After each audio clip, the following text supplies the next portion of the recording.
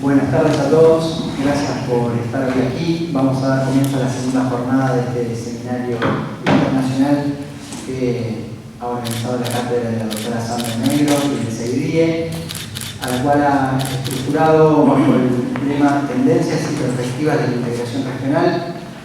Este primer panel de esta segunda jornada nos tendrá ocupados en las tendencias actuales de la integración regional. En primer lugar, le voy a dar la palabra al doctor Gonzalo Álvarez. El doctor Gonzalo Álvarez es abogado y doctor por la Universidad de Buenos Aires y a su vez es profesor adjunto por concurso en la disciplina Derecho de la Integración Regional. Doctor Álvarez, tiene la palabra. Bueno, muchas gracias. Gracias al CEIDIE y a la Cátedra de Derecho de la Integración de la profesora Sandra Negro por la organización de estos seminarios que hacen regularmente y que mantienen no solo a la academia debatiendo sobre los temas de integración, sino integrando diferentes actores relevantes en los procesos de integración regional, agencias gubernamentales, etc. Así que muchas gracias por la convocatoria. El panel del día de ayer, las actividades del día de ayer fueron realmente también muy interesantes, son aportes valiosos y bueno, hoy compartiendo este panel con destacadas personalidades de la integración regional, lo cual para mí bueno, es un motivo de honor. Me ha tocado compartir alguna otra actividad con el doctor Caura en la Universidad Federal de Minas Gerais y aquí continuamos. La convocatoria para este momento del seminario es Tendencias Actuales del Mercosur y yo voy a hablar sobre el Parlasur. Algo así como límites a la legitimación de liberación democrática en el Mercosur. La base central de esta ponencia, que es agotada por razones del formato de la presentación, está en un trabajo que va a ser próximamente publicado, que hicimos con el profesor Prola y Emilio Cornalia, en una publicación del Centro Jean Monnet de la Universidad Federal de Minas Gerais.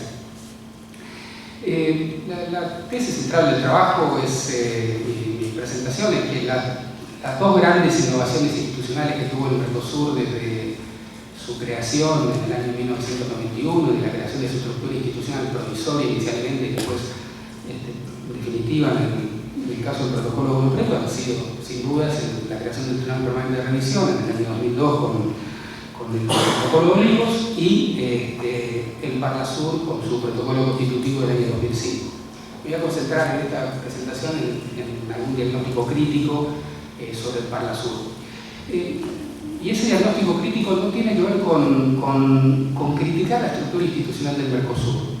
Quiero hacer esta distinción porque se ha escrito mucho, y acá hemos escrito mucho, sobre todo hace 10 o 15 años atrás, sobre la necesidad de un tribunal de justicia, la necesidad de órganos supranacionales. Bueno, hay toneladas de cosas para leer sobre eso, pero no estoy planteando si la estructura intergubernamental que tiene el Mercosur es suficiente, es adecuada. No quiero entrar en ese debate. Quiero entrar en otro aspecto del debate que tiene que ver con el cumplimiento de los compromisos asumidos por los Estados partes cuando toman las decisiones que toman y en concreto, en particular, cuando aprueban el protocolo constitutivo del Parlamento del Mercosur. Le decía que desde mi perspectiva es una de las innovaciones institucionales más importantes, bueno, porque sustituye a la Comisión Parlamentaria Conjunta, que era una representación de los parlamentos nacionales, o sea, los integrantes de la Comisión Parlamentaria Conjunta y el órgano representaban a los parlamentos nacionales y el Parlasur es llamado a representar a los pueblos.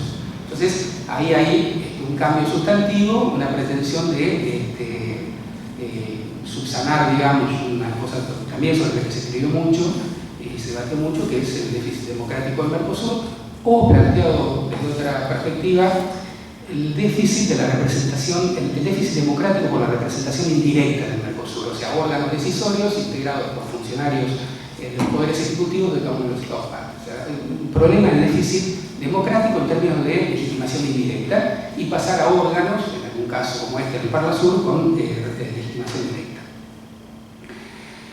también voy a introducir un concepto que tiene que ver con cómo el Parlasur aspiraba también a incidir en algo que se denomina la deliberación democrática. Entonces, el Parlamento del Mercosur viene a sustituir la Comisión Parlamentaria Conjunta. Es muy interesante ver el lugar que tiene la Comisión Parlamentaria Conjunta tanto en el Tratado de Asunción como en el Protocolo Europreto. En el caso del Tratado de Asunción es un órgano de representación legislativa de los Estados partes. El rol es de acompañar el proceso de integración gestionado por los poderes ejecutivos. Ese es el concepto. Los congresos acompañan la integración que básicamente está en cabeza de los ejecutivos. Y es hasta muy razonable que es así, sobre todo en el proceso de transición. Mónica Fields esto lo señalaba con mucha precisión.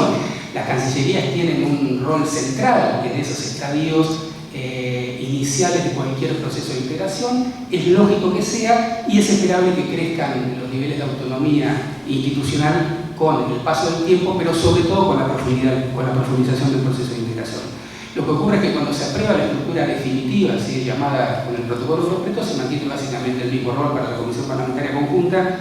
Dice el Protocolo Europreto algo así como que los Estados deberán, o sea, las principales funciones de la CPC serán procurar acelerar los procedimientos internos de los Estados partes para la pronta entrada en vigor de las normas de derecho derivado del Mercosur, o sea, para acompañar las decisiones y que no haya demoras en la implementación de las decisiones, al menos de aquellas, en este caso, que requieran sanción legislativa, porque el resto serán responsabilidad de los funcionarios de otra jerarquía del Ejecutivo. El protocolo de creación del Mercosur, el contexto de su creación, lo conocemos. El Mercosur es una política de Estado, cumple 32 años, sin duda, pero aún como toda política de Estado, tiene sus matices otorgados por las distintas administraciones y los distintos gobiernos. No es similar el estilo de integración argentino-brasileña en los 80, que Susana Sárez Salguendo calificaba como desarrollo integrado a través de los protocolos sectoriales, etcétera, que la integración del mercado, como ella misma calificaba, a la dispuesta del Tratado de Asunción en los 90.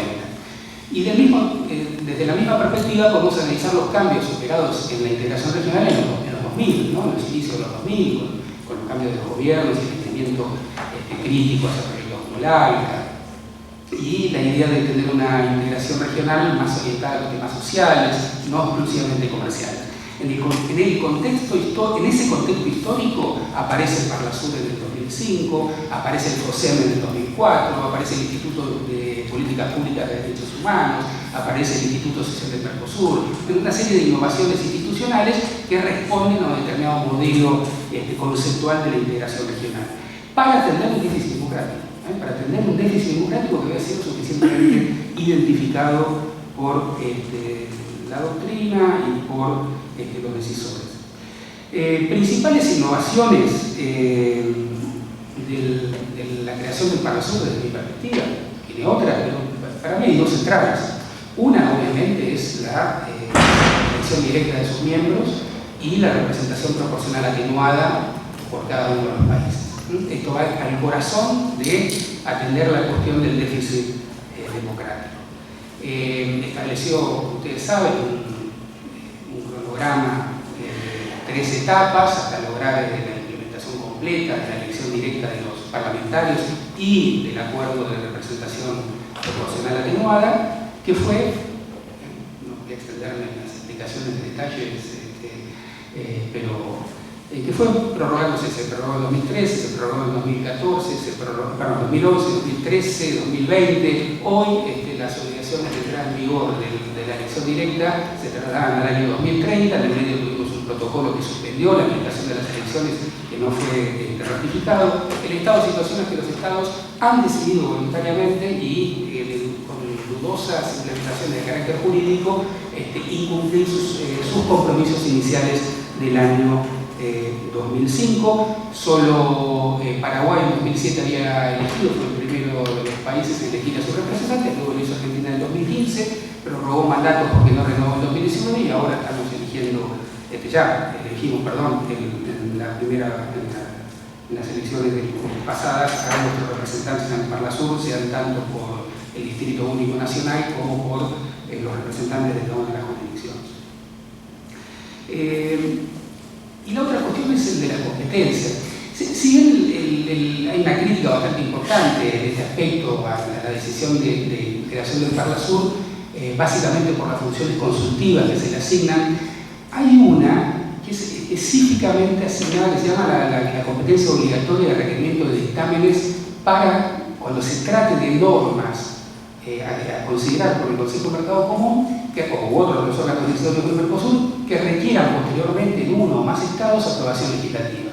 En el caso de que el Consejo de Mercado Común o uno de los otros órganos decisorios esté considerando una norma que vaya a requerir en alguno de los países aprobación legislativa, por el protocolo de creación del Parlasur, requiere un dictamen obligatorio, no vinculante, pero obligatorio por parte del Parlamento. Si la norma es finalmente aprobada conforme al dictamen conforme del Parlamento, esto habilita un procedimiento fast track en el ámbito del Congreso, pero a mí lo que más me interesa no es tanto ese procedimiento del fast track, sino lo que habilita es un ámbito de deliberación democrática de las normas del Mercosur bastante disruptivo, porque no solo sientan los ejecutivos a discutir las nuevas normas Mercosur, sobre todo las más importantes, que son las que van a requerir del talento legislativo, sino que habilita a muchos otros actores de la arena política y de la arena regional a discutir esas mismas normas Mercosur. Bueno, lo que pasó con la elección directa y las prórrogas sucesivas ya lo comenté. Y lo que pasó con el tema de esta competencia en particular establecida en el protocolo es muy interesante, porque el cuadro actual publicado en la propia página del Parlasur, vinculado a la actividad parlamentaria del Parlasur, menciona que se han aprobado en estos años 258 declaraciones, 131 disposiciones, 204 recomendaciones y 0 dictámenes. Nunca el Parlamento del Mercosur ha ejercido su competencia establecida en el protocolo de consulta obligatoria previa a la sanción de normas de esta magnitud.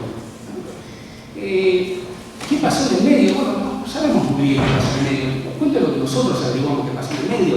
En el año 2018, o sea, hace 15 años, se aprobó un grupo de alto nivel para discutir entre el Consejo del Mercado Común y el Parlamento cuáles iban a ser las normas de procedimiento necesarias para adecuar el ejercicio efectivo de esta competencia.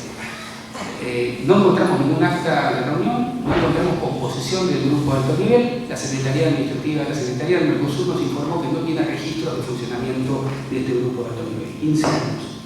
Principales conclusiones, no quiero extenderme.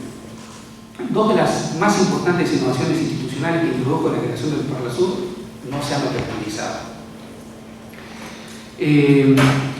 Como les decía, no se formula una crítica al diseño institucional, sería materia de otra reflexión, de otro debate, sino más bien, o sea, si es intergubernamental, más supranacional, se analiza el nivel de cumplimiento de los compromisos definidos por los propios Estados parte. Hay una característica recurrente que hemos verificado en la integración regional en América Latina de un alto nivel declamativo, sobre todo en instrumentos jurídicamente vinculantes, bajo acatamiento de los compromisos por parte de los Estados partes. No estoy describiendo el Mercosur, estoy hablando de la integración regional en América Latina y podemos cruzar transversalmente diferentes iniciativas de integración regional desde la década de 60 a esta parte. Falta de reclamos de los actores sociales. En general esto pasa y es un tema bastante crítico, hay que investigarlo con mucho, hay que buscar la información porque esto no está en la agenda, no sale en los diarios, no lo discuten los especialistas en general. Y podríamos decir, como hipótesis, quizás una cierta tendencia en este nivel de cumplimiento bastante sorprendente de los acuerdos asumidos, una cierta tendencia, un comportamiento anómico. Podríamos recurrir, digamos, a un instrumental teórico como el de Carlos Nino cuando describía en un país al margen de la ley las tendencias anómicas de nuestras sociedades. La integración regional mencionada tiene un alto nivel declamativo, cruza, en América Latina cruza transversalmente las distintas perspectivas políticas. Es muy difícil encontrar en América Latina sectores de la política contrarios a la integración regional como una herramienta, un instrumento posible con alguna finalidad de las políticas públicas. no hay eurofóbicos en América Latina, o en realidad uno tiene que buscarlo con bastante detalle. En general, cuando uno cruza transversalmente la política en América Latina, la integración regional, hay un recurso bastante recurrente a esta idea de la patria grande, de la integración regional como un destino ineludible. Pero lo cierto es que concretamente los proyectos alcanzan unos niveles de ejecución bastante menores de los compromisos que los propios estados asumen. A veces detectamos que es menos costoso quizás incumplir los compromisos que tomar las decisiones de emprender nuevas iniciativas distintas. Bueno, ¿y por qué pasa esto? Ahí podemos pensar desde la perspectiva de Nilo, también lo podemos ver desde Walter Matthey, la idea de la integración regional a partir de la demanda de integración de actores sociales relevantes que tienen intereses más allá de sus propias fronteras nacionales y que demandan para ello bajar los costos de transacción a sus propios gobiernos. ¿No? Es difícil identificar este tipo de actores en la integración regional sudamericana, que están mucho más presentes en otros espacios de integración, y sí identificamos actores nacionales con intereses más allá de las fronteras que tienen mecanismos mucho más eficientes o prácticos para resolver sus agendas de negociación, de conflicto, a través de la propia representación que ejercen sus los lobbies no se centran en Bruselas o en Montevideo, sino que los lobbies se centran en Buenos Aires, en Brasil, en Asunción, en Montevideo, pero en Montevideo Uruguay, no en la Montevideo mercosureña. Consultamos a algunos funcionarios públicos que trabajan con estos temas y en general asocian como hipótesis, el posible incumplimiento de esta obligación, que desde mi perspectiva es muy importante, en que afectaría un elemento que no es menor. Ustedes saben que el Mercosur, lo conocen, acá hay actores protagónicos del Mercosur, organiza su agenda de negociación y sus deadlines a través de la presencia de protección. O sea, son 6 meses que básicamente ordenan la negociación y fijan sobre todo los deadlines de las cosas que se pueden negociar en un semestre o el cierre de negociaciones de largo plazo. El procedimiento de dictamen, por más que es abreviado y los reglamentos que hubo en el Parlamento son bastante acotados, en algunos casos tiene previsto plazos que excederían el plazo de 6 meses y que esto podría quitarle interés a cada gobierno que ejerce una presencia, cada ejecutivo que está ejerciendo una presencia pro tempore, que no podría cerrar la agenda de negociación dispuesta en su semestre en el periodo de su presidencia pro tempore, dejando la decisión para la presidencia pro tempore siguiente y en decisiones importantes. Es una hipótesis que recogimos, habría que contrastarla con otras herramientas. Hay un aspecto que quiero señalar y con esto cierro, no quiero extenderme, lo estudia con mucha precisión Alejandro Perotti, que son las posibles consecuencias de esto, pero no las consecuencias futuras, las posibles consecuencias actuales. Hay una obligación que surge del protocolo constitutivo del Parlamento de consultar obligatoriamente al Parlamento y que el Parlamento emita dictámenes no vinculantes. Bien, el dictamen no es vinculante, pero sí es obligatorio solicitarlo. Hay cantidad de jurisprudencia del Tribunal de Justicia de la Unión Europea, el caso Maicena, el caso Roquette, el Tribunal de Justicia de la Unión Europea tiene una situación similar, cuando el Parlamento Europeo empezó a tener competencia consultiva obligatoria, digamos, tenía que ser consultado, no dictamen conforme, sino competencia consultiva obligatoria.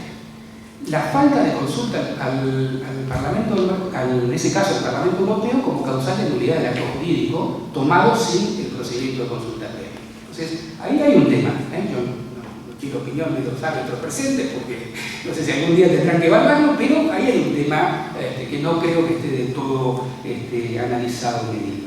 Y cierro con esto. El Mercosur cumplió 3 años y festejó los 30 años aprobando el Estatuto de Ciudadanía del Mercosur. Cualquier definición de ciudadanía, desde cualquier perspectiva teórica que veamos, al menos tiene 2 componentes, que es la capacidad de los ciudadanos de elegir, de ser integrantes de una comunidad política, y la capacidad de los ciudadanos de reclamar y tener una legitimación judicial activa. Ambos temas pendientes en el Mercosur y y hubiera sido una excelente oportunidad a sus 30 años para comenzar a sanar. Muchas gracias. Muchas gracias, doctor Álvarez, por ilustrarnos de manera tan clara con la situación actual del Parlamento y de compartir esta investigación. Seguramente habrá más de una pregunta entre los presentes. Lo que vamos a hacer como dinámica es primero que pongan los tres panelistas y luego sí abrimos una ronda de preguntas al final del panel. ¿Bien? Así que ahora le voy a dar la palabra al doctor Wendel Barral. Él es abogado, es árbitro inscrito en la Organización Mundial del Comercio, en el Sistema de Solución de Controversias del Mercosur y del Sistema de Resolución de Disputas del Reino Unido. Fue secretario de Comercio Exterior del Ministerio de Desarrollo, Industria y Comercio. Asimismo, es cónsul honorario de la República Dominicana en Brasil. Autor de varias publicaciones en materia de comercio internacional y derecho de la integración regional. Bueno, buenas tardes a todos. En primer lugar, muchísimas gracias por estar acá. Es un honor estar acá, gracias a Sandra, a la doctora Mónica, por la invitación. Sobre todo por encontrar varios amigos que conozco hace muchos años. Y sobre todo una fecha que reciben con declaraciones Pablo Grinspoon y Jorge Fontoura. Jorge fue, bueno, además de amigo de 30 años, fue presidente del tribunal cuando yo estaba ahí y tuvimos juntos algunos casos muy interesantes, como fue el caso de la suspensión de Paraguay, donde no solo la experiencia, pero también la calma de Jorge fue fundamental para mantener el Mercosur. Y Pablo, a quien admiro mucho, es un diplomático muy hábil. Estuvimos algunas veces del mismo lado, a veces del lado opuesto, pero siempre con mucha amistad y muchos años de negociación. Bueno, el tema que se ha propuesto fue sobre todo tendencia y perspectiva de la integración regional. Yo preparé algunas notas, algunas reflexiones, para separar de hecho en tres partes, o sea, en 20 minutos. O sea, de hecho tenemos una parte que son las lecciones de la integración regional. Otras son las tendencias y otras son desafíos. Un poco intentar organizar mis ideas en base a esto. Primero las lecciones. La gran verdad, y yo miraba hoy un texto de Jacob Willer o de Bela Vilaça, de Jacob Willer, que escribió después de la Primera Guerra Mundial, en la época de la Sociedad de las Naciones, y mucho que escribió Jacob Willer todavía está válido. O sea, no hubo de todas esas lecciones, hay algunos ajustes, algunas interpretaciones, algunos momentos, pero la gran verdad es que es un factor positivo de la integración regional, un factor que se ve en el nivel de renta de los países, que se ve en la capacidad de escala de producción entre los países, que hay una reducción de la tensión regional cuando hay integración regional, y mucho de eso se ha visto también en el Mercosur.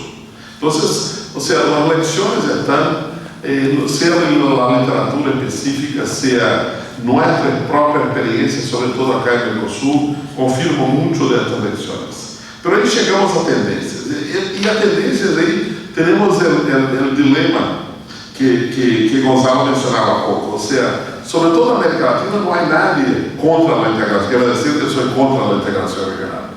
Yo me acuerdo, para comparar, hace muchos años cuando era secretario, teníamos que crear un comité de comercio entre Brasil y Estados Unidos.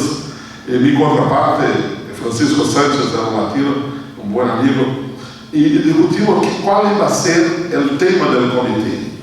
Y llegamos a la conclusión que debería ser innovación, porque nadie sabe qué es, pero todo está en favor. Entonces, es un poco como la integración regional, todo está en favor, pero ¿qué hacemos? O sea, que es el tema de las tendencias, o sea, ¿qué tendencias tenemos en la integración, sobre todo en la integración del Mercosur, que nos falta? Primero, yo llamaría la atención para el tema de la prioridad, o sea, la relevancia política que muchas veces no ha estado presente. Yo creo que si miramos con realismo lo que pasó en los últimos 20 años, tuvimos el tema de la crisis monetaria en Argentina, después tuvimos muchos años de crisis política en Brasil, con con impeachment, con elecciones, con ultraderecha, que hizo con que hubiera, que el tema de la integración, con la cual todos están a favor, no fuera una prioridad ni tuviera la relevancia política. Otros temas. Sabemos que es necesario un ambiente para negocios. No es posible que se avance la negociación y la integración regional si no tenemos un ambiente para negocios favorable, que incluso tiene un efecto negativo. ¿Qué quiere decir? Es lo que pasó en los últimos años, con la dificultad creciente de hacer negocios en Mercosur, fue que Mercosur, sobre todo delante de los ojos del sector privado, ha perdido relevancia. Y esto tenemos que reconocer que fue una parte de la responsabilidad de los otros abogados, pero también la responsabilidad de los gobiernos. Entonces, relevancia política, ambiente de negocios favorable, estabilidad macroeconómica. La verdad es que es muy difícil avanzar en lo que es liberalización comercial si tenemos inestabilidad macroeconómica, como vimos muchas veces en nuestros países, y tenemos otra necesidad para asegurar la integración, la gobernanza. La gran verdad es que, y esto es un tema para recordar con Pablo muchas veces, sobre todo lo que fue los años, la década pasada, pasamos muchas veces lo que Brasil llamaba de paciencia estratégica.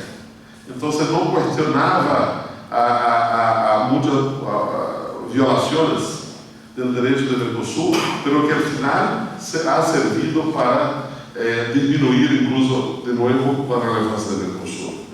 Entonces hay necesidad de gobernanza, hay necesidad de eficiencia, que es otro tema que nuestro país lucha, incluso internamente, y hay necesidad de integración física.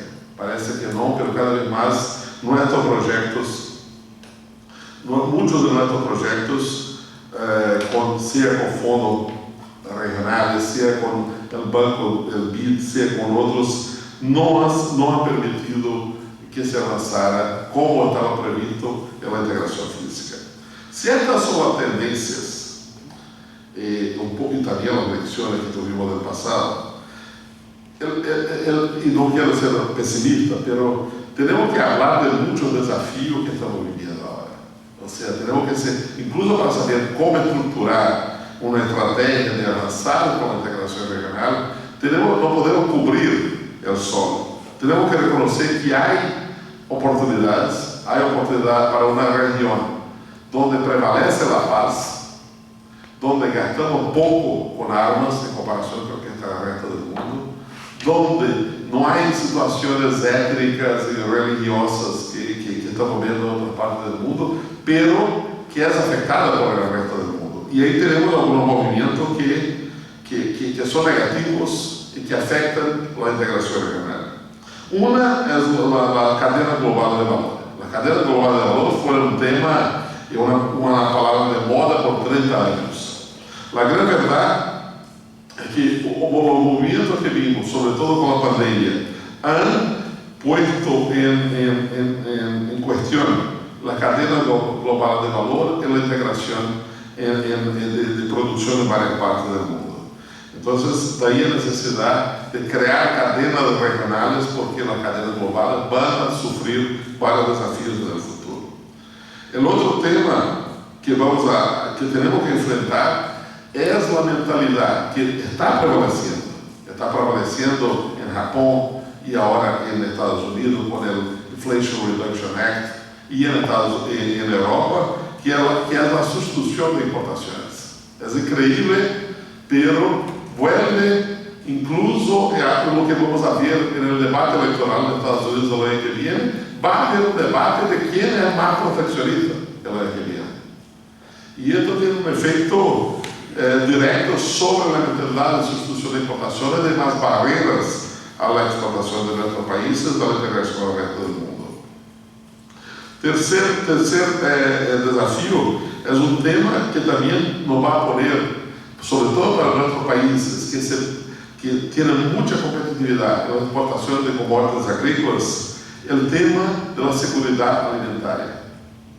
Lo que hubo en la pandemia con muchos países y cada vez más, un otro factor que voy a comentar enseguida, van a poner de relieve el tema de la seguridad alimentaria y de restricciones a la exportación y restricciones a la importación de alimentos, lo que afecta primero la integración con la cadena global del resto del mundo, pero que tenemos que tener en cuenta también para que no afecte la integración regional. Bueno, y ahí hay algunos elementos de inestabilidad que tenemos que llevar en cuenta. Seguramente lo que pasó este fin de semana fue que el mar ha invadido las calzadas y las calles en Leblon, en Río de Janeiro. Se esperaba que esto fuera tardar 30 años más. Y ya hubo una invasión del mar. O sea, la verdad, el ritmo del cambio climático está mucho más grande que esperábamos. Esto tiene una influencia para la producción, para el tema de seguridad alimentaria, pero también para otra presión sobre otros temas, como por ejemplo el costo de transporte. El costo de transporte cada vez más va a estar penalizado por la larga distancia, lo que reduce también la competitividad de muchas de nuestras exportaciones. Y otro factor, de nuevo, no quiero que nadie salga extremadamente pesimista de acá, pero son desafíos que tenemos que enfrentar. Tenemos lo que se está llamando ahora la fragmentación geopolítica. O sea, lo que por muchos años, después de la caída del muro de Berlín, se veía como, y que alguien ya había llamado el fin de la historia, ahora se ve cada vez más un crecimiento de la tensión geopolítica. Factores que hace 5 años no llevábamos en cuenta. Claro, la situación en Rusia y ahora la situación en el medio ambiente afecta, y afecta de forma muy interesante, afecta lo que es la seguridad, por ejemplo, de los transportes, afecta los costos de seguros, afecta la relevancia de los minerales críticos para el resto de la industria. Entonces, esto impone a países como los nuestros un desafío de mirar que el mundo afuera es un mundo cada vez más complicado. Y de un lado, nuestros países como países neutrales en muchas de las relaciones internacionales tienen el deber de buscar traer estabilidad al mundo. Pero de otro lado, considerar que la integración regional es una respuesta a muchos de estos desafíos. Y la integración regional es una capacidad de coordinación, sea para enfrentar la pandemia, otra pandemia que puede venir, sea para enfrentar juntos la fragmentación geopolítica, sea para enfrentar juntos los efectos económicos, jurídicos, sociales del plan de cambio climático. Entonces, yo separaría lo que me sido propuesto es en estas 3 cosas. O sea, en términos de elecciones, tenemos que volver quizás a los autores que han escrito al inicio del siglo pasado, porque hay una validez de los principios de integración regional. Hay una validez que podemos seguir probando y que mucho de que no consideramos quizás totalmente, pero que cuando vemos la historia del Mercosur, hay muchas lecciones positivas que se podrían haber profundizado si hubiéramos dado si hubieran tenido el momento político de un lado y la relevancia y prioridad de otro. En cuanto a tendencias, tenemos que reconocer estas tendencias de que necesitamos de estabilidad macroeconómica, estabilidad regulatoria, estabilidad legal, estabilidad de previsión de que se cumplan las reglas y que tengamos una solución de diferencia que sea más efectiva y de corto plazo para no quedar tanto tiempo. Y tercero, que tenemos desafíos que vamos a tener que enfrentar. Son desafíos que van a pasar por nuestros países y que si estamos juntos y tenemos una coordinación de esfuerzos, seguramente, si no lo resolvemos, al menos entendemos más claramente lo que está pasando. Muchas gracias.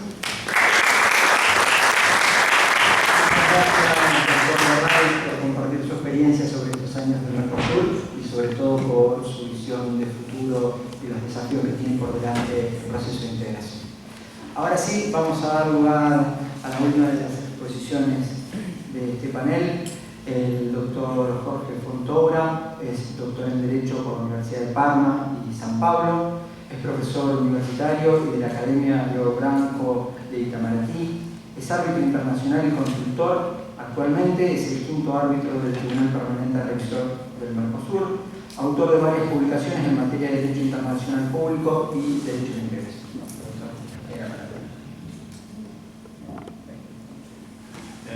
Muito boa tarde. Primeiramente, eu gostaria de dizer que a presença de um professor brasileiro na UBA não é fruto de um convite acadêmico, é muito mais uma peregrinação religiosa. Estamos aqui bem-orados, estamos aqui felizes, compartilhando aqui com amigos, encontrando e reencontrando tantas pessoas que foram caras aí no nosso percurso acadêmico e profissional, principalmente aquele que está publicado na ideia de integração do Mercosul. A proposta e o convite da minha presidenta do TPR me enaltece, agradeço muito, senhor presidente, ilustres companheiros de mesa. Gostaria também de saudar aqui os embaixadores presentes, o embaixador Crispo, o embaixador Sérgio Biasiuk, estou vendo o Pedro Marota também, meu querido amigo. Tenho aqui os meus diletos secretários do TPR, agora o meu colega árbitro. Temos aqui também um ex-secretário histórico, e depois, ao final da minha fala, eu me referirei mais particularmente aos dois. Mas a ideia é justamente a ideia de se falar da integração em perspectiva, e o momento, como todos nós sabemos, é um momento de grande perplexidade, urbi et orbi, e também no nosso tão querido Mercosul, na nossa integração regional. Há muitas dúvidas, há muitas luzes e sombras em relação a todos os acontecimentos, o que pode ocorrer. E ainda que nós não verbalizemos, nós pensamos o que irá acontecer. E eu pego a lição justamente dos navegadores de vela, que quando encontram mares revoltos ou mais imprecisos, ou que perdem as suas bússolas, o que fazem? Retornam ao ponto de partida. Eu vejo aqui presente meu amigo Juan também, que é um navegador, e que sabe que nos momentos de perplexidade, nada melhor que voltar-se ao caminho seguro e que se conhece. Não há dúvida que o bloco econômico, filho dileto do direito internacional público, é a grande criação civilizatória do segundo pós-guerra, fruto de inteligência, de razão, de convicção na superioridade da civilização sobre a barbárie e todos os implementos essenciais que fizeram o crescimento da humanidade. Talvez um dia a ideia de bloco econômico seja devidamente trabalhada e reconhecida política, econômica e socialmente. A importância que tem. E nos seus momentos criativos, como isso se desdobrou até chegar à nossa América Latina. E aí é bom, então, voltando à nossa navegação em tempos esquivos, de marés desconhecidas, de lembrarmos daquele momento genético de criação do Mercosul, que foi um momento mágico para a política latino-americana, particularmente para o Cone Sul. Vivemos um momento especial de coordenação dos astros e das estrelas. E tudo foi possível. Existe uma expressão italiana que bem definiria o que aconteceu nos primeiros anos de 1990.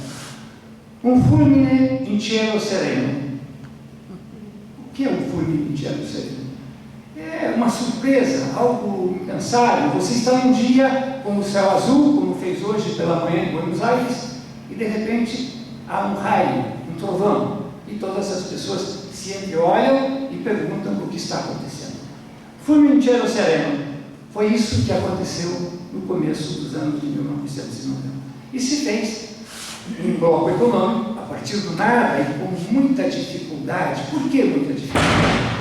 Porque estávamos na América Latina, porque tínhamos os nossos presidencialismos não vamos qualificá-los ou problematizá-los.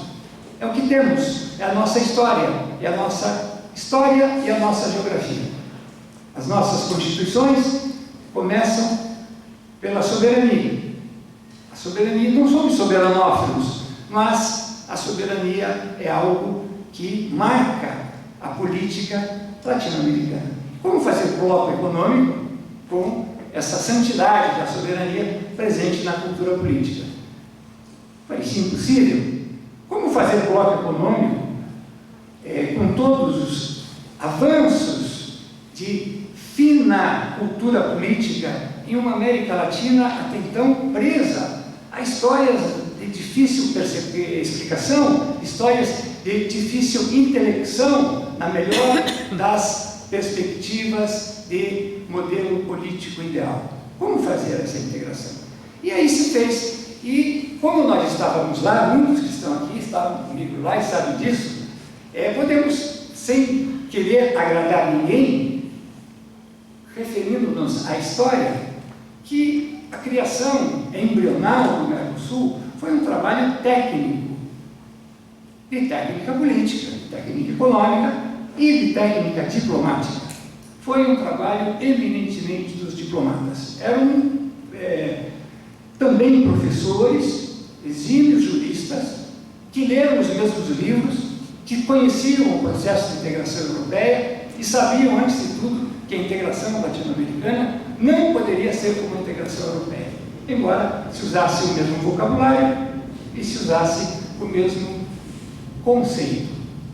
Pois bem, escreveram-se alguns livros, reuniram-se as comissões, os presidentes quiseram. E o que é interessante é que, naquele momento, os presidentes da República falavam diretamente com os seus diplomatas, e depois sentariam às mesas de negociação e redigiriam os documentos fundacionais da nossa integração.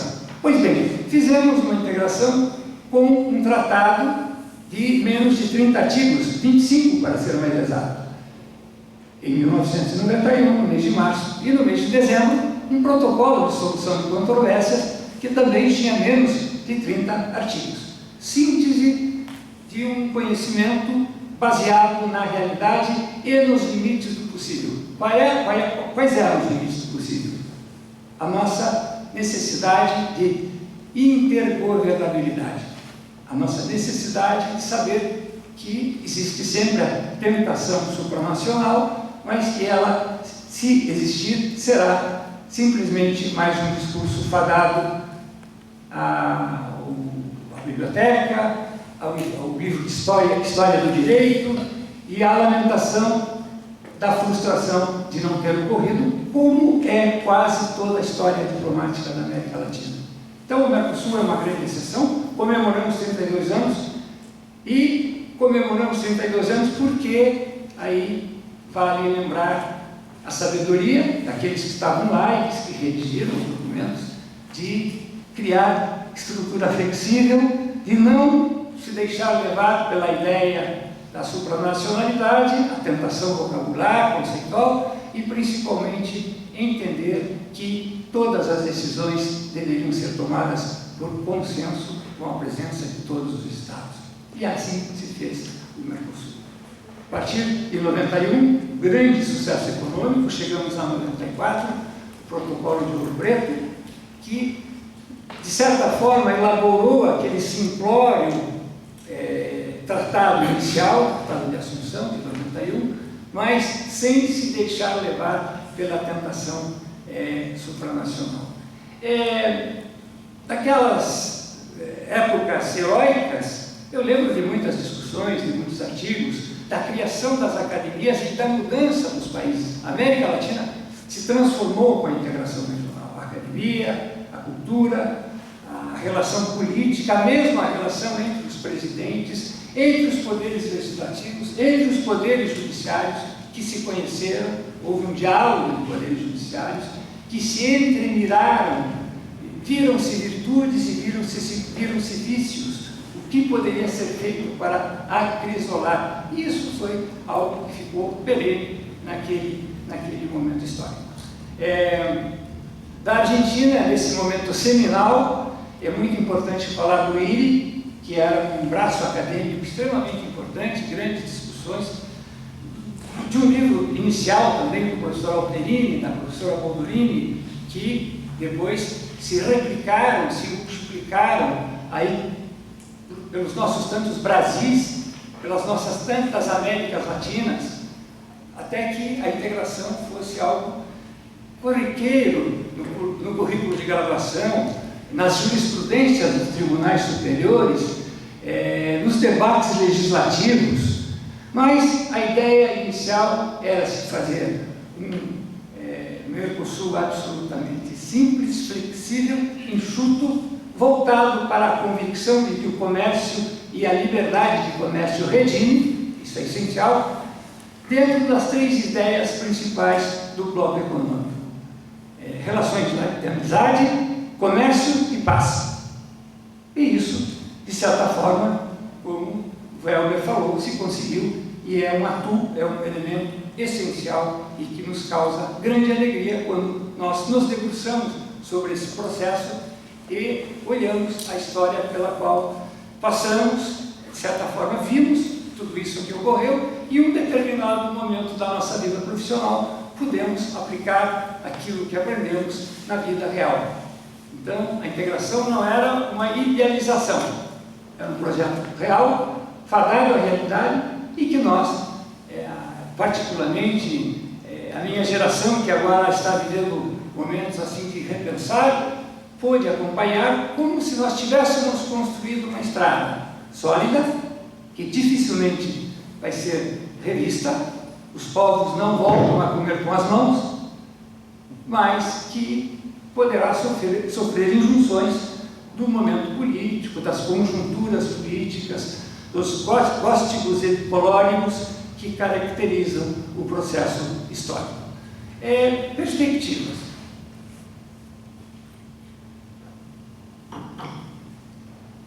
Isso que eu trouxe à colação aconteceu. Os juristas, eles não têm o jornal de segunda-feira, mas eles têm muita experiência, principalmente quando eles se debruçaram sobre problemas, sobre crises.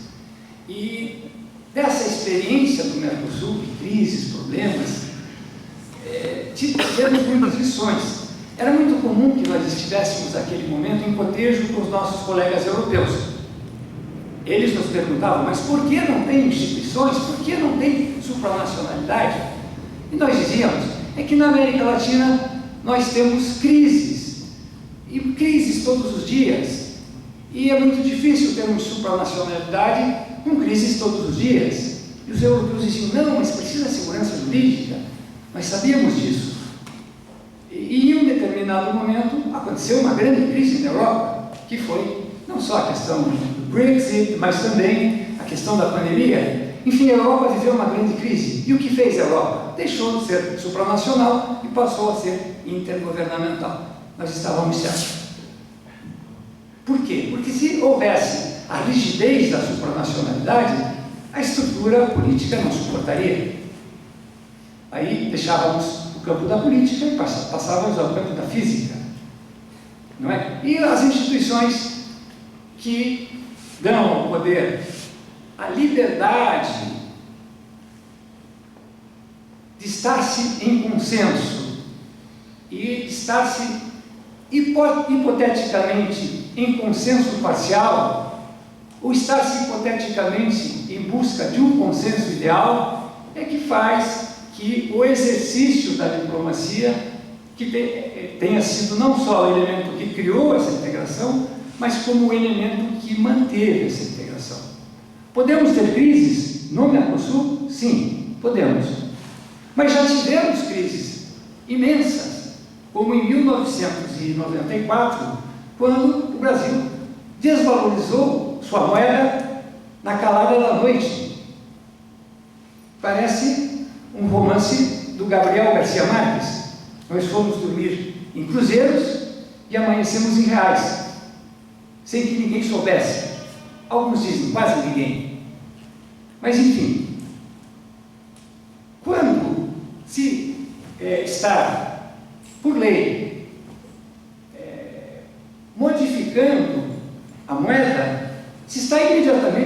prejudicando os vizinhos, principalmente se há comércio. E o que ocorreu na sequência daquela tragédia da desvalorização do real? Efeitos concretos no Mercosul. O que aconteceu? Nada. Por quê? Porque havia instituições flexíveis, porque se decidia tudo por consenso e por unanimidade, e porque, finalmente, não havia, como no sistema europeu, a prevalência dos países que têm mais votos sobre os países que têm menos votos. Terminou o século, terminamos o século já com as mudanças do protocolo subsequente, que foi o de Olivos, que se ocupou de solução de controvérsias, onde se encontrou também um sistema,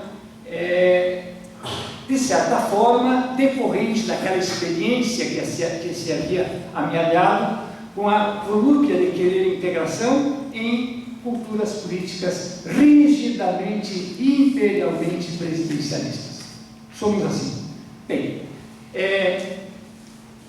o sistema de solução de controvérsias não foi o ideal, mas foi o possível. E passados esses anos todos, quando ele foi posto à prova, ele demonstrou que foi feito justamente para o que se propunha. É muito comum que se fale, mas o tribunal não tem casos, tem poucos casos. Viana aprovou. Foi para isso que lá os pais e mães fundadoras do Mercosul imaginaram um sistema de solução de controvérsias que fosse direito internacional clássico. Por quê? Porque estávamos diante de países que tinham muita ciência da sua soberania, não dispostos, por razões políticas muito compreensíveis, a negociarem as suas soberanias ou utilizarem aquilo que no direito internacional, na doutrina geral, nós falamos na autolimitação da soberania, que é uma retórica para se dizer que a soberania deixa de ser soberania. Então, não estamos prontos para isso na América Latina, e eu creio que na próxima meia hora também não estaremos preparados para essas assédios que ocorreram na Europa, mas que, de certa forma, na grande crise, no grande momento de partilhar vacinas, de partilhar médicos, de encontrar uma solução soberana para o Brexit, não conseguiram, senão pelo caminho da intergovernabilidade. Muito que bem. Uma última palavra em relação à importância que existe da integração, não apenas para a política, para a diplomacia, para o comércio, de Welber Barral. Existe também uma importância da integração para a questão cultural.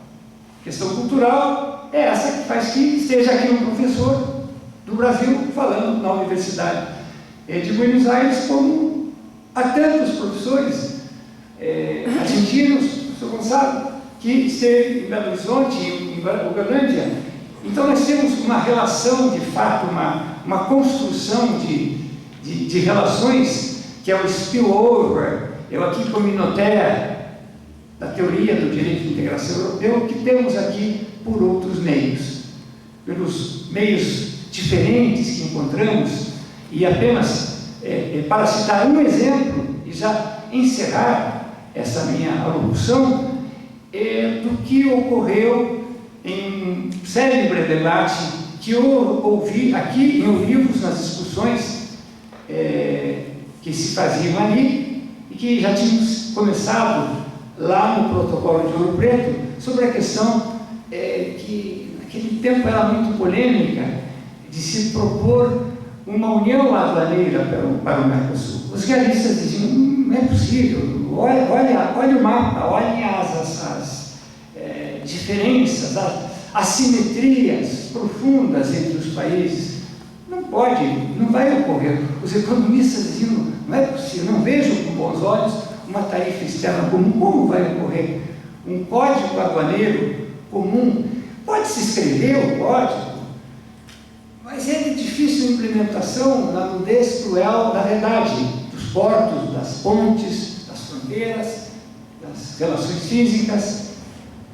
E essa pergunta era enfrentada com muita criatividade, como se fez em todo aquele Mercosul de primeira hora. Uma união aduaneira que provavelmente terá uma tarifa externa incomum para sobreviver, não comum. Uma união aduaneira que provavelmente não terá um código aduaneiro impositivo, imperativo, supranacional a disciplinar as autoridades nacionais. Mas, por outro lado, podemos ter uma união aduaneira de ouvir falar, de ouvir dizer, que dará aos países uma personalidade jurídica. E algumas pessoas diziam, mas para que ter personalidade jurídica? Não se sabia explicar naquele momento.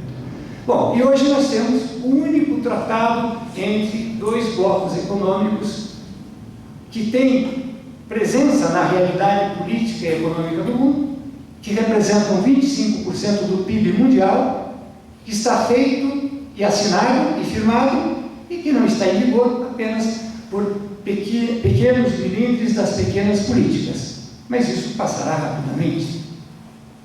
É o caminho que foi aberto, é a estrada que está aberta.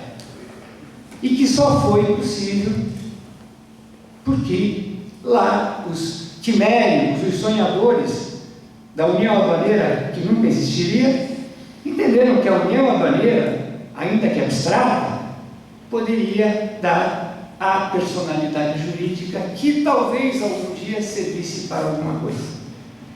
Então esse tratado, que é algo que tem que ser tratado com mais seriedade, ele será em um determinado momento percebido como também um outro fulmine in cielo sereno que traz benefícios para todos e que está amarrado aí por pequenas circunstâncias que serão superadas pela inteligência, pelo consenso e pelo interesse essencial do progresso da humanidade, que é o interesse material. Não é apenas um patrimônio imaterial, mas é um patrimônio que se transforma em dividendos irrenunciáveis diante das crises do imediato porvir que acontecerão no mundo.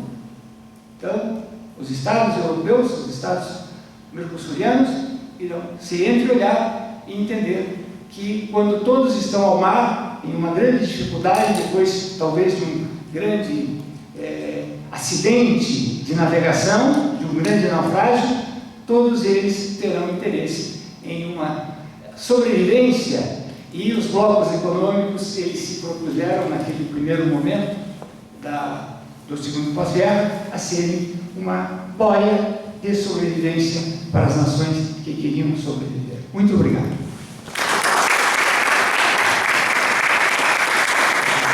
Muchas gracias, doctora, por habernos compartido este análisis sobre los principales hitos del Mercosur, el comparativo con la Unión Europea, resaltando justamente la esencia misma del Mercosur y su estructura institucional. Bien, vamos ahora sí a abrir un espacio de preguntas para los expositores.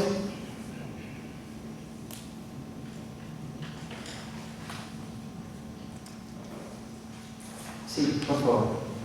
Sí, buenas tardes.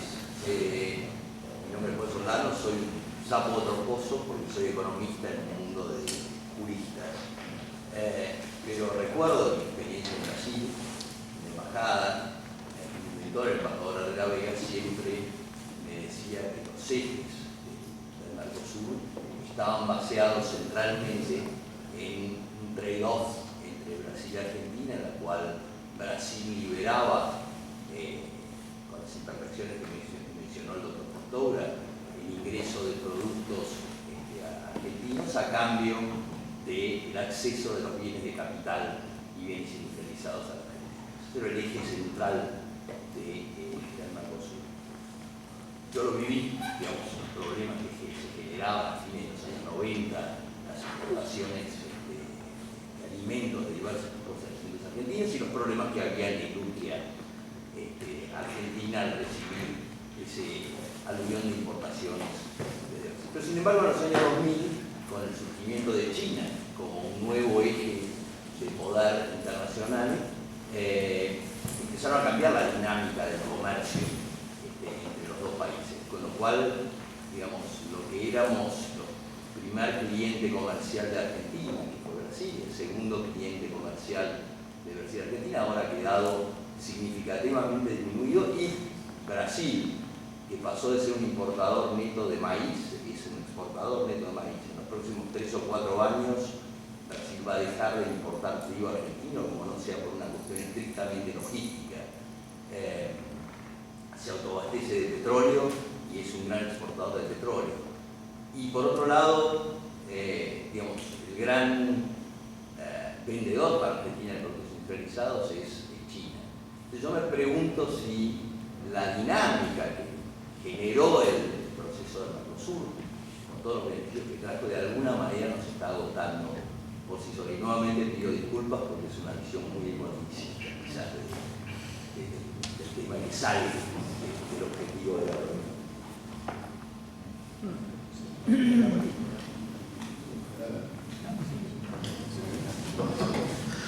Pero, bueno, gracias por la pregunta. Yo creo que muchos de los temas coincidimos con el análisis, pero quería remarcar algunos puntos. Primero, hubo dificultades, varias dificultades en el comercio bilateral entre Brasil y Argentina, sobre todo, que dependían mucho del momento. Yo estaba en el gobierno brasileño cuando acababa el gobierno de Néstor Kirchner, y ahí decíamos que, bueno, tengamos paciencia porque va a cambiar el gobierno argentino y va a mejorar. Bueno, ahí llegó Cristina Kirchner, con Moreno y todas las restricciones que se aplicaron en este momento, y todas las retaliaciones que adoptó Brasil, y todo. Y estos todos los momentos que han variado mucho en la relación bilateral. Lo que sí ha creado dificultades, ha creado sobre todo dificultades porque podría haber sido una integración más de cadenas productivas. Yo creo que perdimos una oportunidad grande ahí en tema de cadenas productivas. De otro lado, hay que reconocer que la dificultad de integración no son solo, y esto muchas veces no nos llevamos en cuenta, la dificultad de integración no son solo entre países. Hay dificultades en el comercio interno, o sea, quizás en Argentina menos que Brasil, pero Brasil vive lo que llamamos de guerra fiscal permanente entre los estados, lo que dificulta mucho incluso la competitividad interna entre empresas que salen a otros estados de Brasil o que dependen de creación de cadenas internas de Brasil. Hoy se aprobó en la Comisión de Justicia del Congreso brasileño lo que debe ser la reforma fiscal, que quizás va a ser una reforma fiscal de lo más importante que puede pasar en Brasil, donde vamos a transformar nueve impuestos sobre ventas en un IVA, y que va a simplificar mucho y traer mucha transparencia a un sistema fiscal que seguramente es el peor del mundo. Entonces, hay dificultades internas también, o sea, no es solo la relación bilateral, hay temas también de integración nacional que en el caso de Brasil es muy visible. Lo que sí quería presentar a tu reflexión es que el fenómeno China, quizás independientemente de lo que pasó con nuestro país, de las oportunidades que hemos perdido, la crisis política, la crisis política comercial distintas, el fenómeno China habría pasado de todas formas. O sea, lo que vimos con todos los países de América Latina hoy tenemos dos tendencias muy peligrosas con los países de América Latina. Primero, el principal parceiro económico es China, la gran mayoría de los países de América Latina. La excepción es Argentina porque está Brasil como primer proveedor, pero hubo meses ya este año que China ha pasado a Brasil. Y después hay una dependencia creciente de exportaciones de China. En el caso de Brasil son 30% de las exportaciones brasileñas van a China. En el caso de Chile, 35%. Entonces hay una dependencia, o sea, hay una competitividad de los productos chinos por varias razones. Hay una competitividad que ha afectado toda la producción industrial de los países latinoamericanos, y del otro lado hay una dependencia creciente del mercado chino para lo que es el valor de commodities, por ejemplo. Entonces es una tendencia que hubiera pasado con Mercosur sin Mercosur. Creo que las oportunidades que seguramente hemos perdido con Mercosur, no habría quizás mitigado, pero no habría cambiado esta situación, que es otro reto que tenemos que discutir entre nosotros. Y yo podría poner en esta orden, o sea, necesitamos de integración nacional para empezar, necesitamos de integración regional, necesitamos de integración de cadena productiva en la región y necesitamos diversificar el destino de nuestras exportaciones.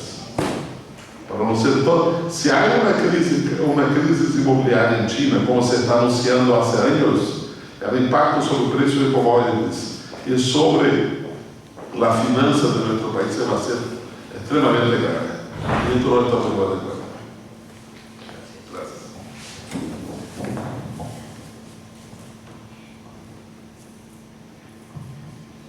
¿Alguna otra pregunta? Sí, por favor. Gracias, exponentes. Yo tenía una pregunta para el doctor Barral. En su exposición mencionó a los desafíos a los que se enfrenta el proceso de integración, dentro de ellos la fragmentación geopolítica que se está dando en el mundo. En ese contexto, a colación quería traer el tratado que quiere lograr Uruguay respecto de libre comercio con China y el proceso de integración mismo tiene que preocuparse por combatir la fragmentación geopolítica dentro del proceso mismo. Bastante interesante, no sé si mi compañero de mesa está de acuerdo, pero son cosas, o sea, son niveles de fragmentación muy distintos. O sea, de un lado, estamos viendo, si mirar qué está pasando en el mundo, tenemos una gran disputa que es entre China y Estados Unidos, y esto va a afectar todos los flujos de comercio para este ciclo. Ahí va a estar la disputa por mercado, por influencia política, por influencia cultural, por temas de minerales críticos, por acceso a tecnología, por semicondutores. Todo esto va a estar una disputa que va a crecer, que es inevitable que crezca, y ahí nuestro país tiene que tener una estrategia, donde, claro, el mejor es no tomar partido. Tenemos un vínculo histórico y de defensa de democracia con Estados Unidos, pero tenemos un cliente muy grande del otro lado, y ahí tenemos que tener una estrategia. Este punto. El caso y ahí voy a separar en dos puntos. Yo creo que estamos todos de acuerdo acá, y hay un acuerdo, un consenso en Brasil. Incluso, o sea, hay un consenso en el sector industrial de Brasil que no existía hace 10 años, de que el acuerdo con Europa es muy favorable, el acuerdo con Europa es muy positivo. Yo creo que lo que se escucha hoy de todos lados es un apoyo de Brasil a un acuerdo con Europa que depende hoy mucho más de los europeos que de nosotros. Y claro, hay un reclamo que cumple cumpleaños, ¿no? que son los 10 años que Uruguay reclama de los efectos negativos que sufre en razón del Mercosur. Pero si verás bien, o sea, Uruguay ya está reclamando hace 10 años. Hace 10 años Uruguay intentó un acuerdo con Estados Unidos. Y ahora está intentando un acuerdo con China. Y claro, Brasil y Argentina se oponen. Pero si mirar bien, ni Brasil ni Argentina han sido voceros muy activos en contra de eso.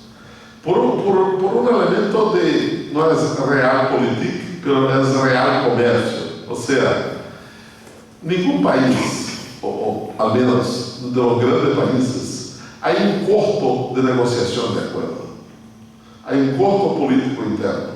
Hay un costo real de viajes, de conferencias, de temas. Hay un costo político de organización del Estado.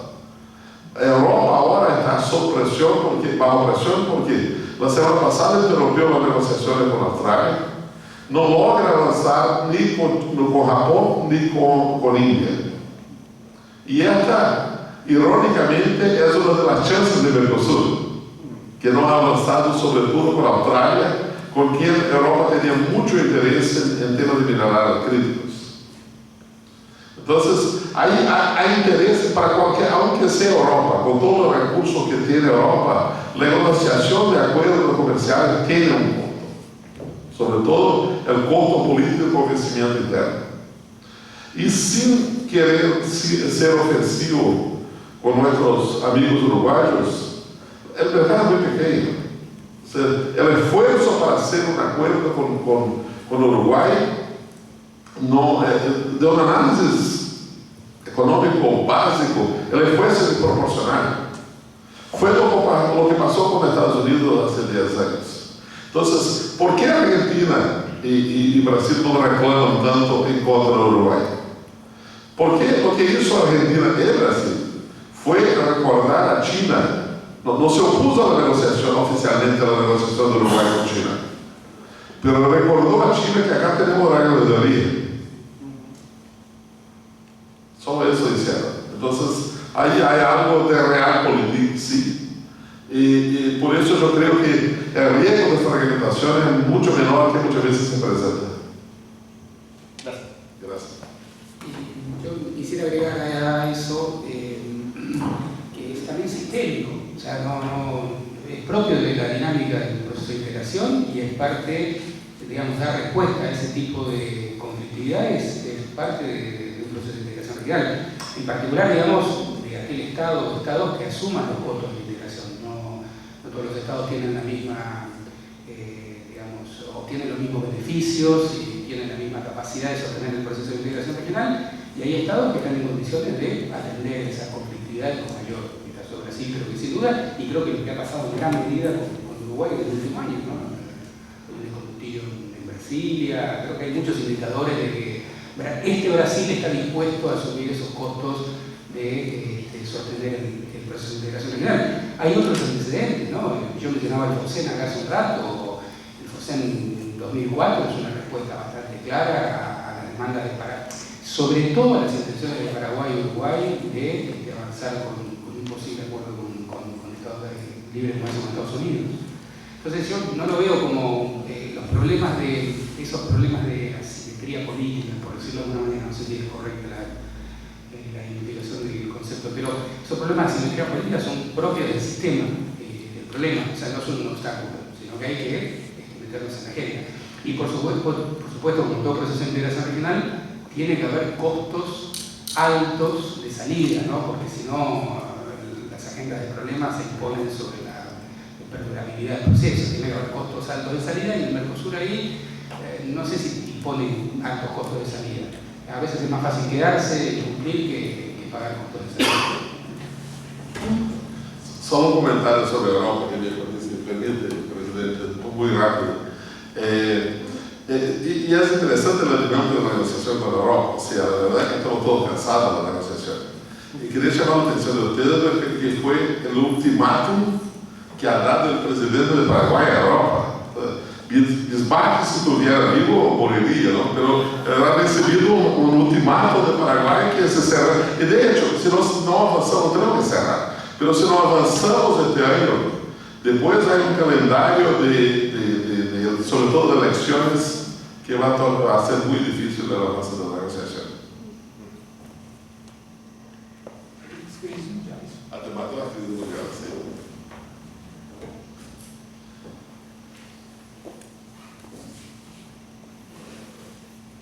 Sí, por favor.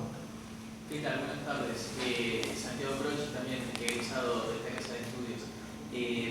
A nivel de profundizar el proceso de integración regional desde la perspectiva que tienen en Brasil, ¿cuál sería el hito, el milestone inmediato a mediano o corto plazo que ven que pueda ser más fácil de alcanzar? Que no necesariamente se tenga que cristalizar jurídicamente, sino desde la perspectiva del consenso, por ejemplo.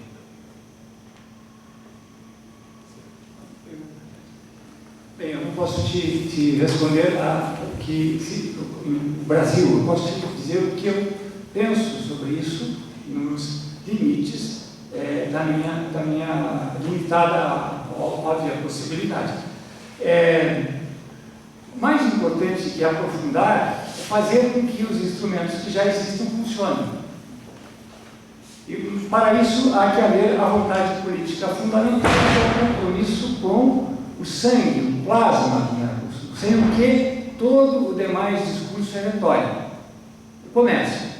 Então, se não houver comércio, não há a justificativa política, não só para uma opinião pública positiva, para uma imprensa favorável, como para a próxima eleição, em que você pensa no cidadão como consumidor, com todas as vantagens que a integração traz. Não é a integração estudada pelo sociólogo de supermercado. Você vai entender por que a imprensa não vê com bons olhos a integração, mas as pessoas que vão aos mercados, e que viajam, que vão às fronteiras, e que compram, e que conhecem o vizinho, o fascínio de conhecer o vizinho, né? Que é algo até muito característico da aura argentina, essa paixão que o argentino tem pela viagem, por ir ao estrangeiro, de conhecer as províncias, algo que talvez não exista no Brasil em tal dimensão pelas dificuldades do país, que são absolutamente compreensíveis. Mas isso tudo acendra o espírito da integração e faz com que existam certas coisas que nós não percebemos e que são fundamentais. É o desenvolvimento de uma cultura Mercosul nesses 32 anos, não só nas academias diplomáticas que ensinam a disciplina dentro do direito internacional, a professora Sandra sabe disso muito bem, nas universidades também, não só o direito internacional, mas o direito de integração, os congressos de direito internacional que se multiplicam e que falam de integração. Bem, tudo isso faz com que exista esse espírito voltado para o desenvolvimento, mas com os limites óbvios.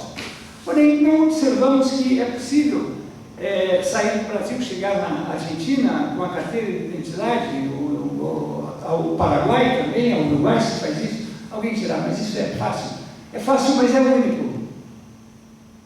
Isso é uma decorrência que nós não percebemos. É um ato simbólico? Sim, é um ato simbólico. Principalmente se nós soubermos que é impossível você sair dos Estados Unidos e ir ao Canadá só com sua carteira de identidade, embora sejam países absolutamente amigos, aliados e parceiros de toda hora. Então não basta só um bem-estar político, de amizade, mas um querer político transformado em atos simbólicos que são essenciais para aquele sociólogo de supermercado depois e para os economistas, os professores que lidam com os temas de integração. E mais que isso, saber que se temos gorduras no Mercosul, coisas que seriam dispensáveis, que vieram muito mais de um ideal de Mercosul imaginário do que Mercosul real, que depois não se aplicam à compreensão da vida, que poderiam não existir, em detrimento das instituições importantes que têm que funcionar. Não é muito mais importante que os tratados, são as aduanas, as pontes, as ligações físicas, os aeroportos, que não temos, não é? As hidrovias que não temos ainda, como poderíamos ter, não é? Que redundam para aquilo que eu disse ser o plasma, o sangue. O que mantém viva a integração é o bem-estar econômico, o resto é retórica. Até para que se paguem as despesas que a integração gera, pode gerar, mas que tem que estar vinculada sobre uma base fortíssima de bem-estar econômico. Senão, é difícil defender o bloco econômico diante das nuances que caracterizam os presidencialismos e as suas eleições. Quem são os inimigos normalmente presentes nos legislativos da integração? São os partidos de oposição. A oposição é sempre contra a integração do presidente, porque ela é política externa, e quem conduz a política externa é o presidente. Mas mudam os presidentes, mudam as políticas externas, e é preciso que a integração continue. Para isso, as instituições flexíveis. Bueno, muchas gracias. Quiero agradecer a la Universidad, a los tres expositores por sus presentaciones y las respuestas que han dado a cada una de las preguntas que ha surgido en base a ellas. Ahora vamos a dar paso a la clausura del seminario internacional. le pido por favor a la doctora Mónica Pinto que se puede subir. Por favor, es la actual presidenta del Tribunal Permanente de Revisión del Mercosur, aparte de ser docente de la casa y ex decana de esta facultad. En esta clausura ella la va a aprovechar para condecorar a dos de nuestros participantes en este seminario, al doctor Jorge Fontobra y al embajador Pablo Grinspoon, así que también el cual invito a que la doctora Mónica Pinto. Gracias a todos. Muchísimas gracias, muy buenas tardes. Gracias Sandra, profesora Sandra Negro, por permitirnos beneficiar del panel de alta calidad que ha tenido esta tarde para poder hacer este pequeño acto, pequeño por la duración, pero no por el contenido, del Tribunal Permanente de Revisión del Mercosur, que junto con mi colega Santiago de Luca integramos. En esta ocasión, ustedes saben que el Tribunal ha hecho de las medallas Rosalba una tradición, y esto es lo que me permite a mí, que en este momento estoy en ejercicio de la presidencia, poder tener el placer y el honor de entregar estas medallas. En primer lugar, me voy a referir al embajador Pablo Grinspoon y después a mi colega y coárbitro hasta fin de año, Jorge Fontobra Moreira. Yo calculo que en la sala conocen mejor a Pablo Grinspoon de lo que lo conozco yo, que no lo he tratado personalmente, pero que me preocupé junto con Santiago para llegar a este momento en recorrer el camino de Pablo Grinspoon en el tema del Mercosur. Y entonces estamos acá para celebrar la coherencia de un pensamiento y de su aplicación a los hechos. Dijo alguien que pensar es fácil, actuar es difícil y actuar según se pensó es lo más difícil del mundo. Bueno, en eso estamos, celebrando a alguien que actuó según lo pensó. El embajador Pablo Grinspoon ha representado al país ante el Reino de Bélgica y Luxemburgo, la Unión Europea y en sus inicios en el servicio exterior en Chile y Paraguay. Pero además y sobre todo es un profesional que ha puesto su carrera al servicio del Mercosur. Es un profesional que no solo actúa, sino que también cree que el Mercosur es importante, que podría hacerlo mucho más y que trabaja para eso. En este sentido ha señalado que, y cito, para mejorar su perfil de inserción internacional, el Mercosur tiene que volver a concentrarse en su agenda interna, priorizar una vez más la reducción de las asimetrías y la integración productiva a través de políticas que permitan complementar las capacidades individuales, tanto sectoriales como científicas y tecnológicas, de manera tal de constituir verdaderas cadenas de valor regionales y no tan solo ser la parte inicial de menor valor agregado de algunas cadenas de valor globales. Algo escuchamos. En relación con el Mercosur, Pablo Grinspoon ha sido sucesivamente director de Asuntos Económicos y Comerciales, director de Asuntos Institucionales, director general, director nacional, coordinador nacional de la Comisión de Comercio, coordinador nacional alterno del Grupo Mercado Común y subsecretario de Integración Económica Latinoamericana en Mercosur. Ha escrito sobre el Mercosur, sobre las ideas de don Raúl Prebisch e incluso ha ganado un premio sobre eso. Es también, y permítanme la delegación, un hombre formado en esta educación pública y en la Universidad de Buenos Aires, desde el colegio. Pero eso ahora, en esta ceremonia, es solo un detalle. Por esa coherencia de pensamiento y acción, es para mí un enorme placer distinguirlo, embajador Grinspoon, con la medalla Rosalba que entrega el Tribunal Permanente de Revisión del Mercosur.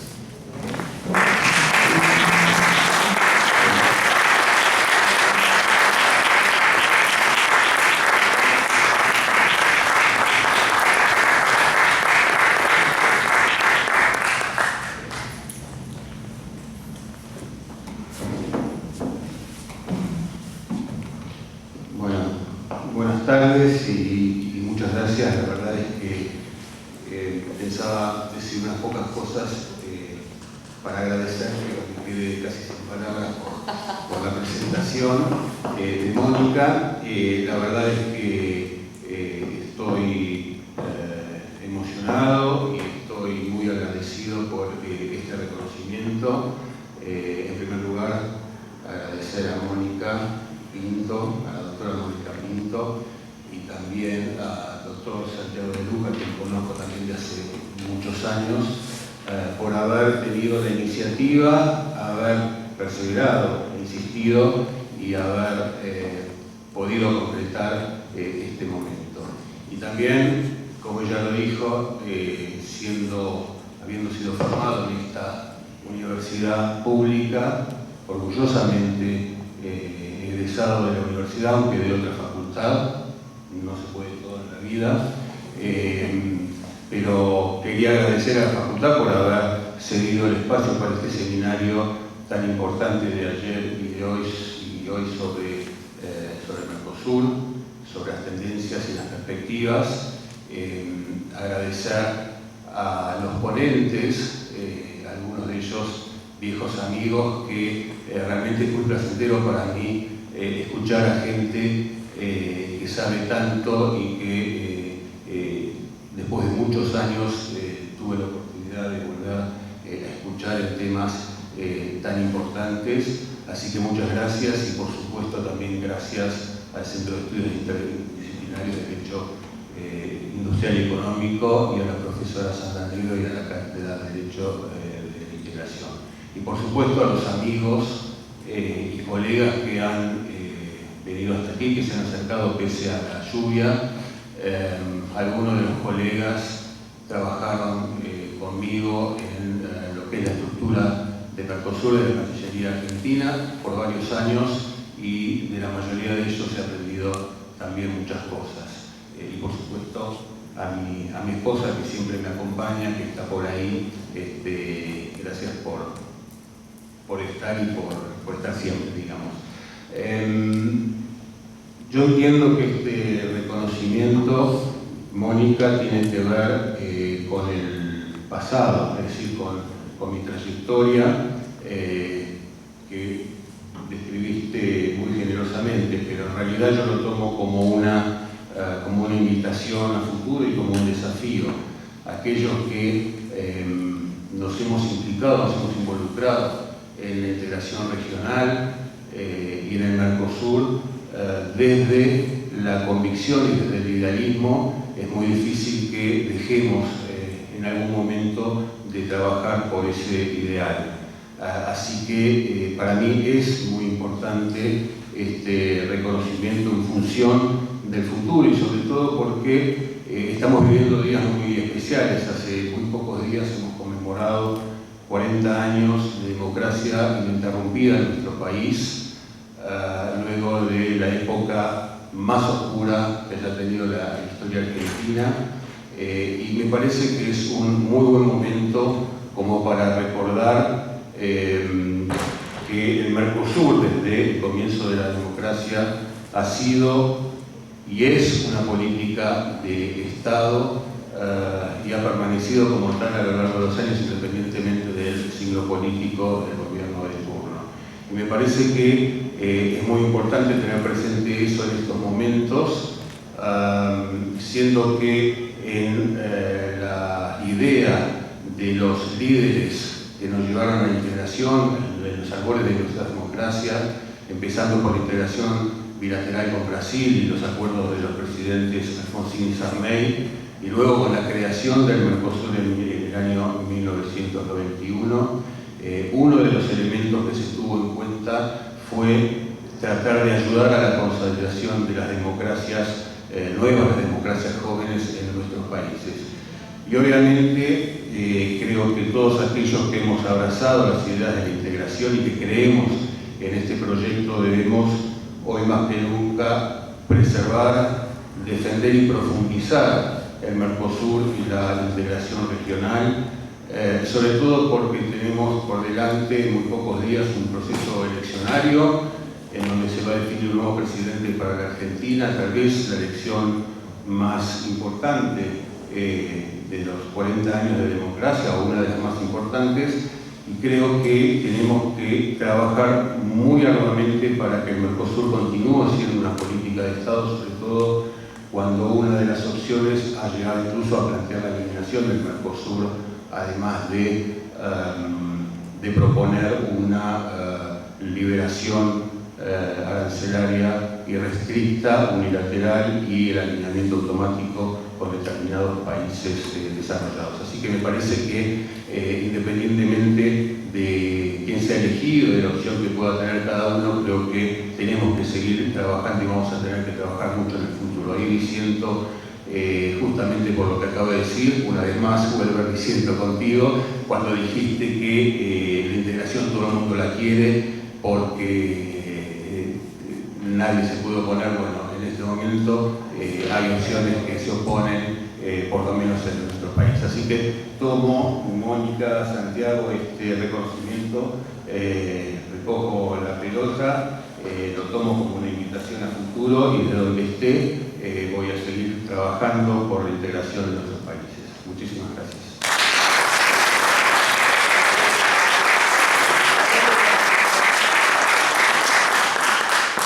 Gracias, Pablo, y estamos seguros que eso va a ser así.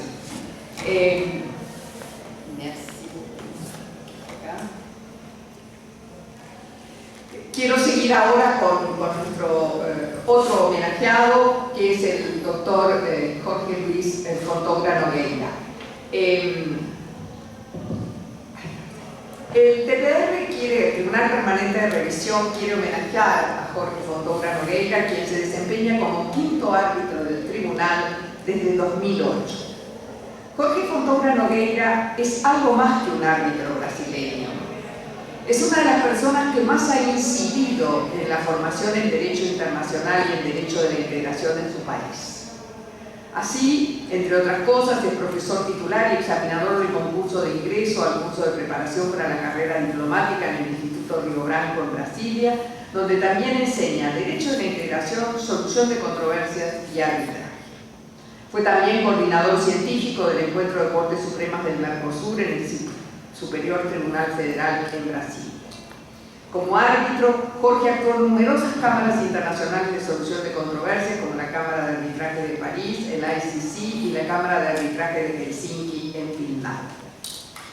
El doctor Fontoura Nogueira tiene un doctorado por la Universidad de San Pablo y la de Parma, nos lo contaron hace un rato igualmente, y ha publicado intensamente. Jorge es un conocedor de los hacedores de la filosofía y del derecho clásico. Por eso seguramente estará de acuerdo con nosotros en que para Platón un individuo es buen ciudadano cuando tiene la virtud propia que le permite participar en la polis. En definitiva, la virtud cívica. Bueno, eso es lo que hoy estamos celebrando. Los 15 años de participación en la polis mercosureña de Jorge Luis Fontoura Nogueira. Por su dedicación al Mercosur, por su claridad de pensamiento internacional y por su dedicación al Tribunal Permanente de Revisión, es un placer para mí, doctor Jorge Luis Fontoura Nogueira, distinguirlo con la medalla rosada.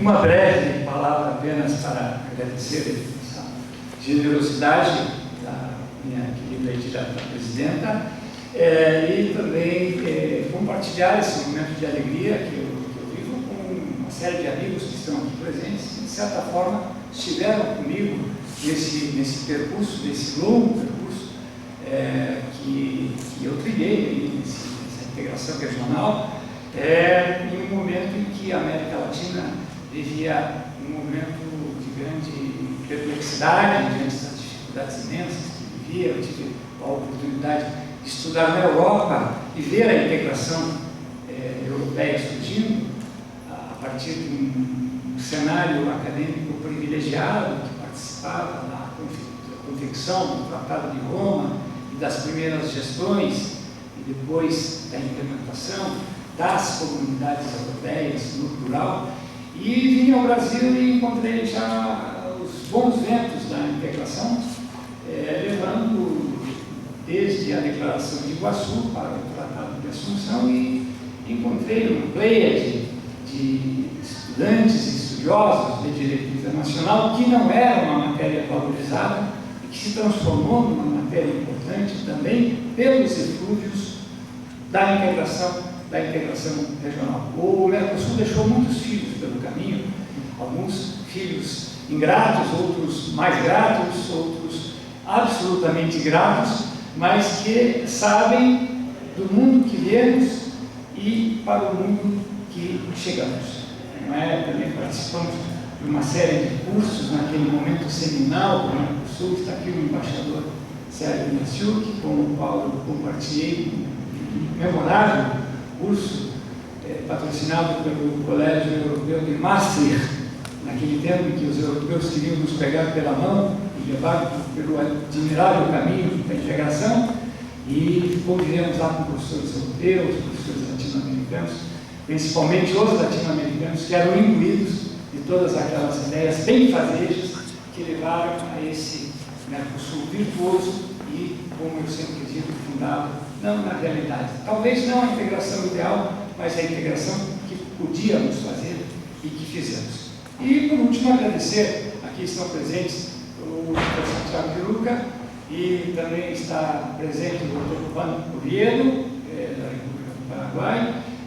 Foram meus atentos colegas no TPR. Eu tive a outra rara felicidade de ser escolhido como árbitro, como quinto árbitro. Vou lembrar que o quinto árbitro ele é escolhido por consenso e unanimidade. E logo ele depende da vontade dos 4 países. Então eu tive a oportunidade, por reiteradas vezes, de ser o consenso, e em momentos algumas vezes difíceis. E para o árbitro, claro, a grande vitória é a escolha das partes.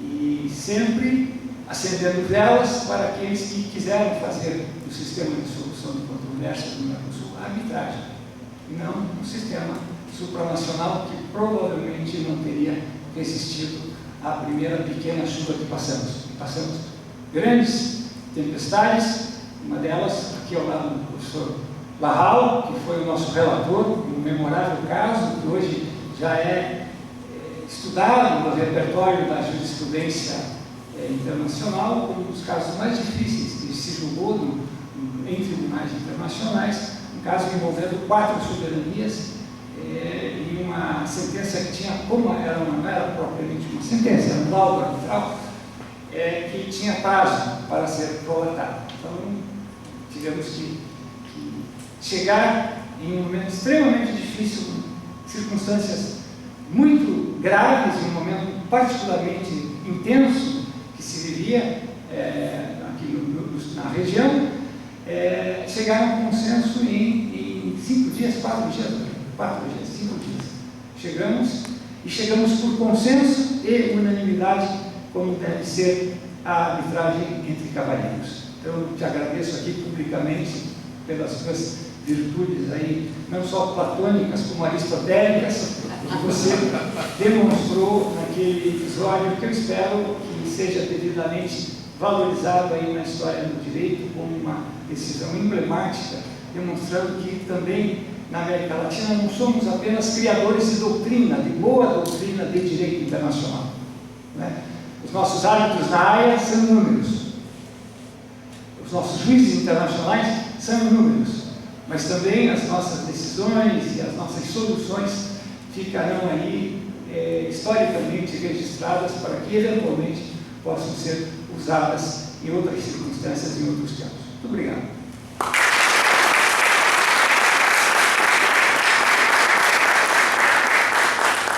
Gracias, Jorge. Bueno, agradeciéndoles a todos que hayan venido a acompañar el seminario y sobre todo a los 2 homenajeados. Creo que con esto damos por cerrada la actividad. Muchísimas gracias y nos seguimos viendo.